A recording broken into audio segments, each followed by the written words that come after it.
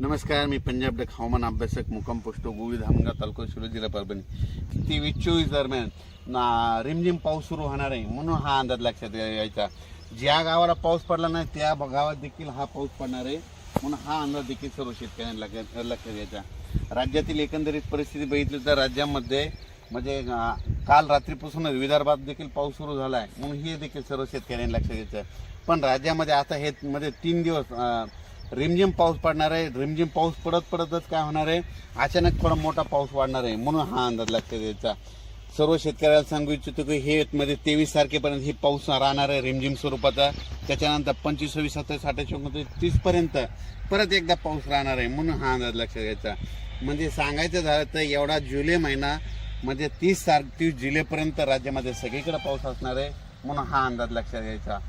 त्याच्यानंतर सर्व शेतकऱ्याला सांगू इच्छितो की समजा जशी उघड भेटेल तसे तुम्ही शेतीचे कामे करून घ्या. की तुम्हाला राज्यामध्ये पूर्व विदर्भामध्ये 6 जिल्हे, पश्चिम विदर्भ 5 जिल्ह्यामध्ये, ह्या 5 जिल्ह्यात बी ह्या 3 दिवसामध्ये चांगला पाऊस पडणार आहे. ज्या गावाला पाऊस पडणार नाही तिथं देखील पडणार आहे. त्याच्यानंतर मराठवाड्यात देखील चांगला पाऊस पडणार आहे म्हणून हे देखील अंदाज लक्षात येतात. त्याच्यानंतर सांगायचं झालं तर उत्तर महाराष्ट्रामध्ये काय झालं, सिन्नर दौडी या भागाकडे जरा पाऊस कमी आहे. तिथं 2-4 गावाला पाऊस पडलेलाच नाही म्हणून त्या सिन्नर भागातल्या सर्व शेतकऱ्याला सांगू इच्छितो फक्त आजच्या दिवसच वाट बघा. उद्या 21 तारखेला तुम्हाला पहाटे म्हणजे सकाळी पाऊस येणार आहे म्हणून हा अंदाज लक्षात यायचा. त्याच्यानंतर पश्चिम महाराष्ट्रात देखील पाऊस चालू राहणार आहे. सातारा सांगलीकडे देखील पाऊस राहणार आहे. सोलापूर, सातारा, सांगली, सोलापूर, नगर तिकडे देखील पाऊस राहणार आहे. कोकणात तर जास्त जोर राहणार आहे.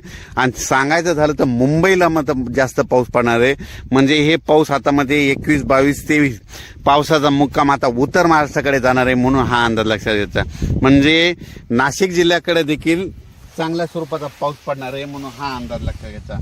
म्हणजे नाशिक जिल्ह्यामध्ये काही भागामध्ये बऱ्याच ठिकाणी आणखीन पाऊस नाही तर हा पाऊस तिकडे देखील पडणार आहे म्हणून हा सर्व शेतकऱ्यांनी अंदाज लक्षात घ्यायचा. म्हणजे सांगायचं झालं तर पूर्व विदर्भ 6 जिल्हे, पश्चिम विदर्भ 5 जिल्हे, मराठवाड्यातील सर्व जिल्ह्यात, त्याच्यानंतर पश्चिम महाराष्ट्र, उत्तर महाराष्ट्र, कोकणपट्टी, खानदेश सगळीकडे ह्या 3 दिवसामध्ये दररोज 2-2 दिवस एक भाग घेत पाऊस जाणार आहे म्हणून हा अंदाज लक्षात द्यायचा. अचानक वातावरणात बदल झाला तर परत एक मेसेज दिला जाईल. धन्यवाद.